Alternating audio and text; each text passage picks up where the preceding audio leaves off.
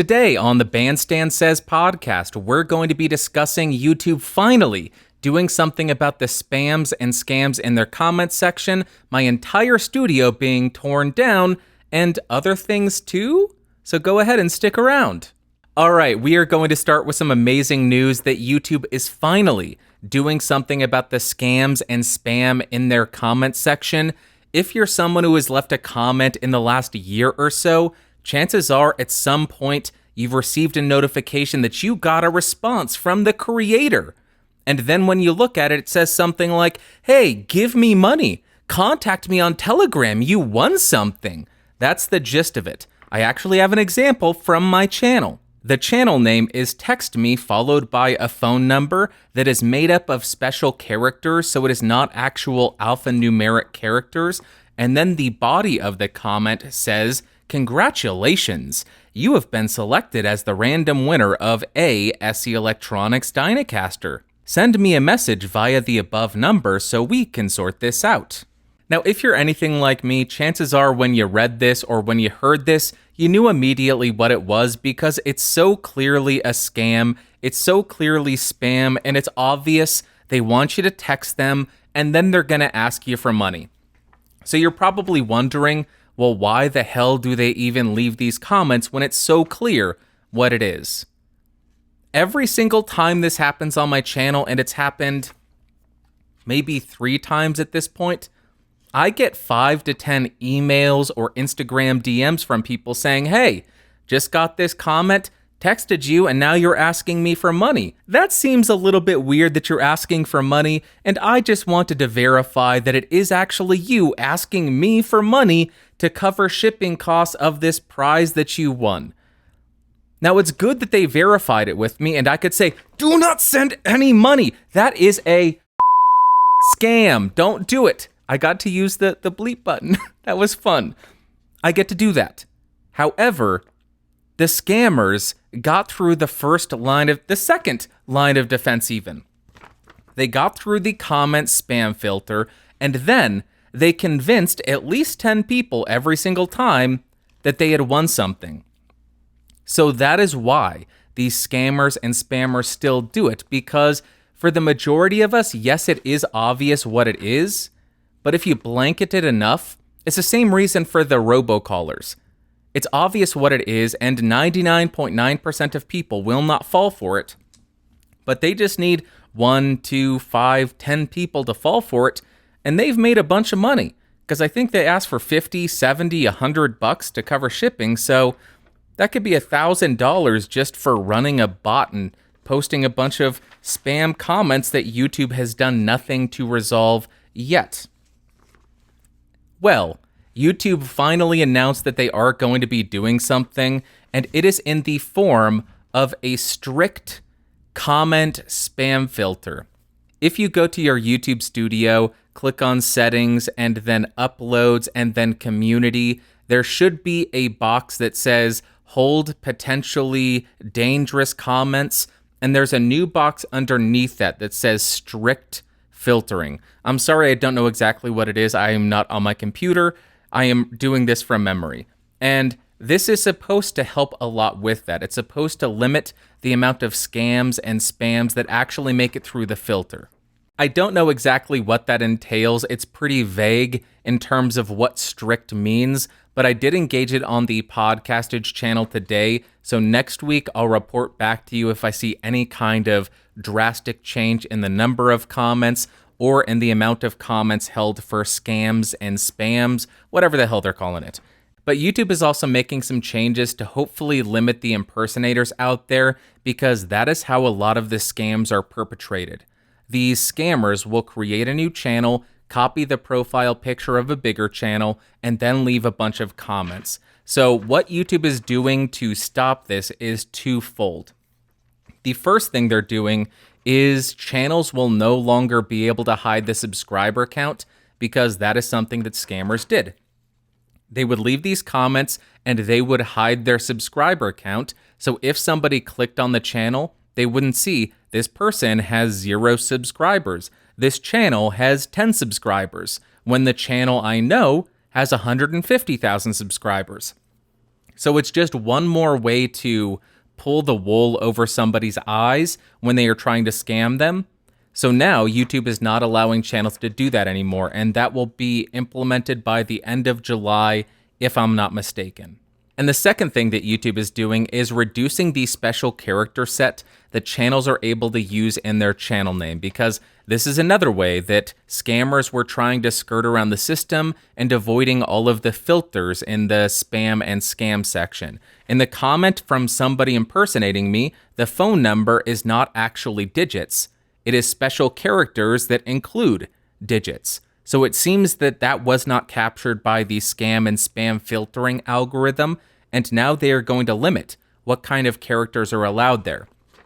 In the example that the Creator Insider video, which I will link in the episode notes, included, it was a bunch of special characters that made it look like it said YouTube and then a green check mark. The reason for that green check mark is to try to trick somebody into thinking that the fake channel with this special character is actually verified. It's not. It's very obvious to tell when a channel is verified on YouTube because it doesn't look like any special character available. But they are reducing the special character set that channels can use in their name. That's all they're doing. More strict comment filtering, you can't hide subscriber count, and reduced character set for your channel name. We'll wait and see what happens, but how is this going to affect you? In my opinion, it could go really well or it could go really bad. First, I'll give you the best case scenario. In the best case scenario, the strict comment filtering works flawlessly. They capture all the bad actors, they stop all the scams, all the spams, and hide them before anybody sees them, before anybody gets a notification, hey, somebody replied to your comment, and in the email, we're going to include the channel name that gives you a phone number. That doesn't happen anymore. And all the amazing comments from your beautiful community who only say nice things to you make it through the filtering, and there's no decrease in your comments. That's in a perfect world.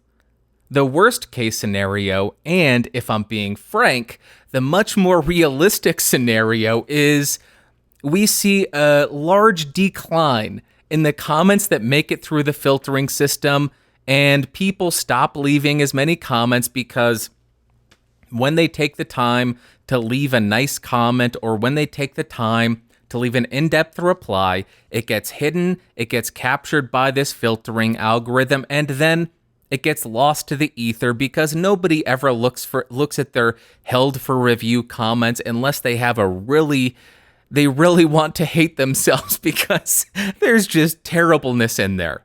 The only time I go in there is when somebody says, hey, I left a comment and it didn't show up. Is it there? The answer for you? No, it's not there. Your comment is lost forever because I'll get to it. So that is what I expect to happen. And I'm not just trying to be a downer. I am saying that because before they have announced this strict comment filtering and these new steps to stop the impersonators, before any of that, there was already an issue with comments. Not in the spams and scams, but in the fact that regular comments that are not scams, that is not spam, was getting deleted. It wasn't even becoming held for review. It was just disappearing, which is bizarre. I don't understand how that's a thing, but that's what was happening. There were a number of times where sound speeds would leave a comment, write an in-depth response on this podcast, and then it would just disappear. That happened a couple of times to the point where now he will write his comment in Notepad and then post it, come back an hour later, make sure it's there. If it's not, he still has the comment and he will email it to me. That's what people have to do to ensure their comments actually make it through to the creator, because the filtering right now is absolute garbage. They let the scams and spam through. They just let it completely take over the platform, and then decent comments, well thought out responses get taken down. It doesn't make any sense. So that is one of the reasons why I have my doubts about it. The second, in the past, I have had people leave 50 comments on my videos across multiple videos. They will leave the same comment saying, hey, you should review this, and post that on 50 videos. What happens? All of those comments get held for review. Every single one of them. But what have we seen over the last year? Single channels leaving 50 plus comments that are clearly spam. They don't get held. They make it through the filtering algorithm. So unless this strict comment filtering resolves all of those issues, I'm not holding my breath. I am not trying to be a downer, but based on how the comment section has been working, I don't think it's going to be a great rollout. I'll stay optimistic, but I'm not holding my breath. I like the idea, but I'm not holding my breath. Let me know what you think. Do you think these are good steps? Are you going to implement or turn on or engage the strict comment filtering on your channel? Do you think it's smart to stop people from hiding their subscriber count? And is the special character limit going to impact you at all?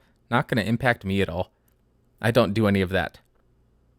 Okay, that is all the news. I have a rant. I guess this is kind of news. Where have I been? I haven't uploaded to this channel in 2 or 3 weeks, and I haven't uploaded to Podcastage in probably 3 weeks at this point. And I can tell you, definitely hurting the channels. Definitely hurting the channels because YouTube doesn't like when you just stop uploading. It's funny, in the Creator Studio, it says, hey, it's fine if you take a break. We totally support you in doing that, but have you thought about putting in a lot of work before you go on a break so you don't miss any uploads? Really good to say, hey, take a break, but stress out because you're not uploading. Get back to work. Just crazy. But where have I been? About 3 weeks ago, on the 19th of June, I think it was, there was a bad rainstorm, and my entire ceiling in my studio started leaking. Gallons of water over the night. And in that night, I had to tear everything out of my studio. That would have been bad enough, but then it rained for about a week straight. So everything stayed out of the studio. Over this time, I was contacting my property manager saying, hey, you need to fix this. You need to fix this immediately. It's raining a lot. Can you patch it? Can you do anything? No movement. And then it stopped raining, and I harassed them every single day. Hey, you need to fix this. Hey, you need to fix this. Hey, you need to fix this. For 2 more weeks. No movement, except lies. Yeah, we fixed it. Hey, we fixed it. Well, I can hear when somebody's on my roof. Nobody has been on my roof for more than 2 minutes until today. And I'm sure if you're listening to the recording, which, how would you not be if you're hearing this? Yeah. They've been hammering and digging holes in my ceiling all day. So finally, something is being done. But it rained again. It rained again last night. So on Sunday, the 3rd of July, I had moved my laptop in there and set up a microphone, and then set up a couple of microphones because I ended up going on a stream on the Sound Speeds YouTube channel just to talk stories. And we had Monday off here in the States for the 4th of July. The independents from England were free. I'm not going to rub it in their faces because they don't care. They've lost a lot of territory, so we were just another one. They couldn't care less. But we are free from them, and that is why we had the day off. And I had set everything up, and then it rained the following night, so I had to run in there because my U67 had gotten set up for that stream, and I had to tear it down really quickly before it started leaking again.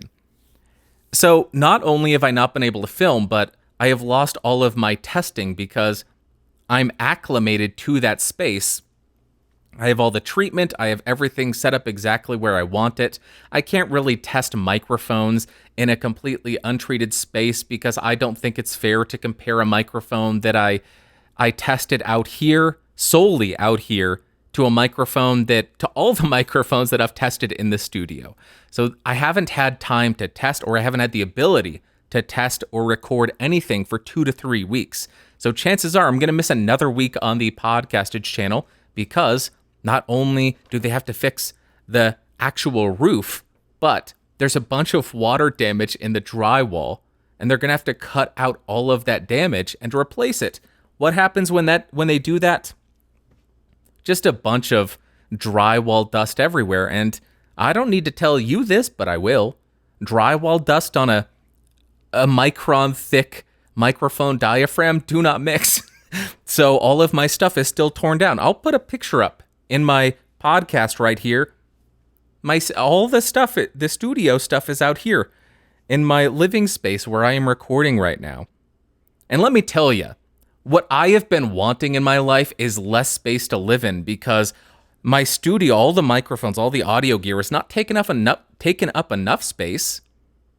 I like having an entire room dedicated to that, and then my entire hall dedicated to that, and then a bathroom dedicated. I ran out of space. It's in the bathroom. It's an unused bathroom, to be clear.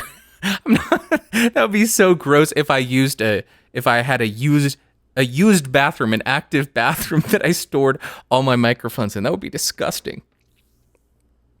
But that's why I'm recording out here. That's why you probably hear way more reverb than you're used to.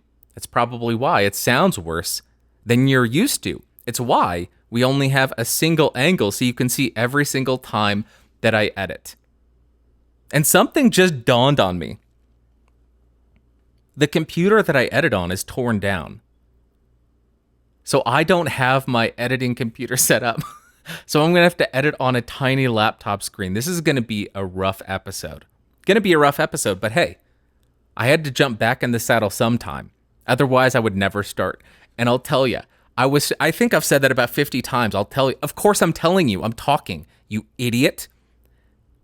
But it crossed my mind. This downtime is really nice. Maybe I should just never do work again. This is pretty sweet. So I forced myself to record today.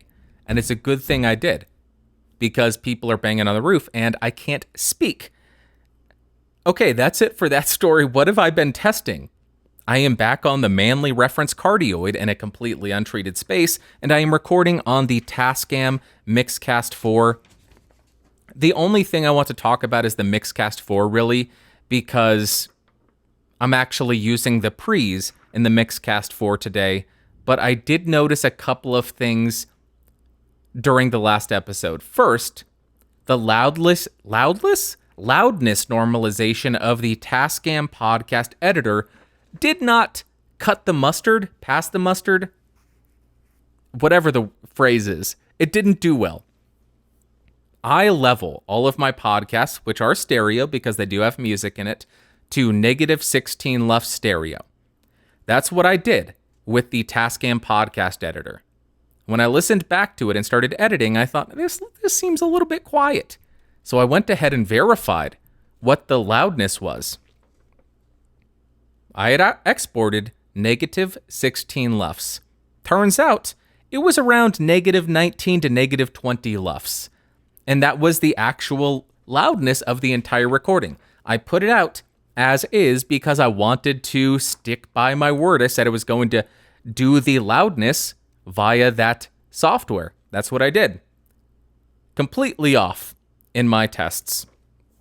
So I will not be using that again, because if I'm leveling to -16 LUFS, it ought to be -16 LUFS, not -19 or -20, because it was too quiet. The second thing that I noticed was the device has limitations in terms of the length of the audio files that can be written.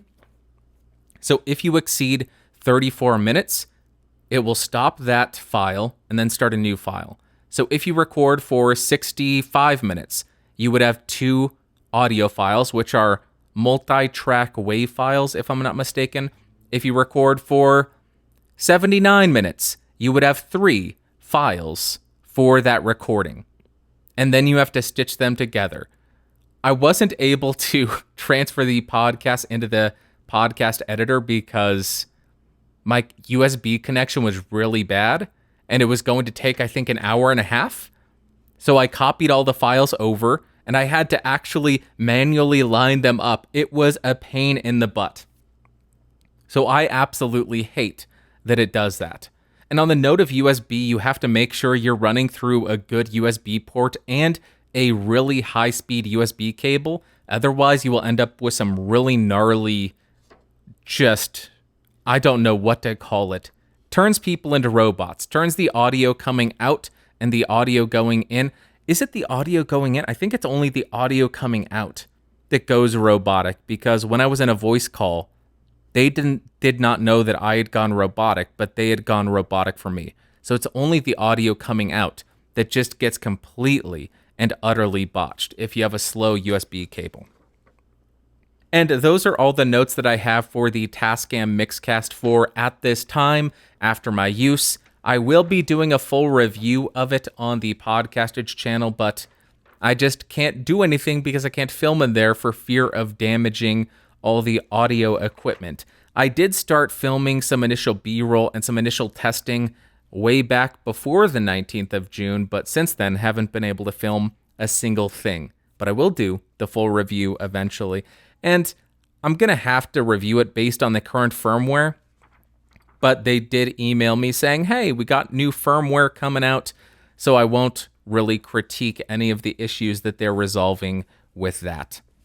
I do want to thank two people, which would be TechMed Rainer and Greg LG, because on the last episode, BSP-309, hate, they left super thanks on YouTube. So thank you, TechMed Rainer and Greg LG, for supporting the show.